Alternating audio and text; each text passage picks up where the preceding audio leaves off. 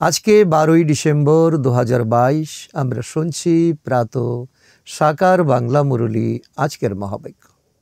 এই মহাবাক্যে বাবা বলেছেন, মিষ্টি বাচ্চারা, বাবা যদিও এখানে তোমাদের সম্মুখে আছেন, কিন্তু তোমাদের তাকে শান্তিধাম ঘরেই স্মরণ করতে হবে। তোমাদের বুদ্ধিযোগ যেন সদা উপরেই আটকে থাকে। প্রশ্ন, ওহো ভাগ্য কোন বাচ্চাদের বলবে আর কেন? উত্তর, যে বাচ্চাদের বুদ্ধিতে বাবার জ্ঞান এসেছে তাদের হলো ওহো ভাগ্য। কেননা এই জ্ঞান প্রাপ্ত করলে সদ্গতি হয়ে যায়, তোমরা বিশ্বের মালিক হয়ে যাও। বাকি যতক্ষণ পর্যন্ত জ্ঞান না থাকে ততক্ষণ কেউ যদি শিব বাবাকে শরীরও সমর্পণ করে দেয়, তার প্রাপ্তিও অল্পকালের হয়। সে বাবার উত্তরাধিকার প্রাপ্ত করে না।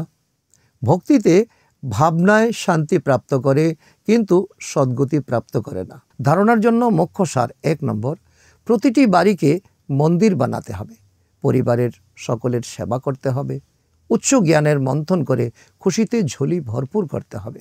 নম্বর 2, কোনো দেহধারীকেই স্মরণ করবে না, নিজের বুদ্ধিযোগ উপরে আটকে রাখতে হবে। এই সুন্দর সঙ্গম যুগে বেঁচে থেকেও পারলৌকিক বাবার হয়ে থাকতে হবে। আজকের বরদান: যথার্থ সেবার দ্বারা সেবার প্রত্যক্ষ ফল ভক্ষণ করে মন বুদ্ধিতে সদা স্বাস্থ্যবান ভব।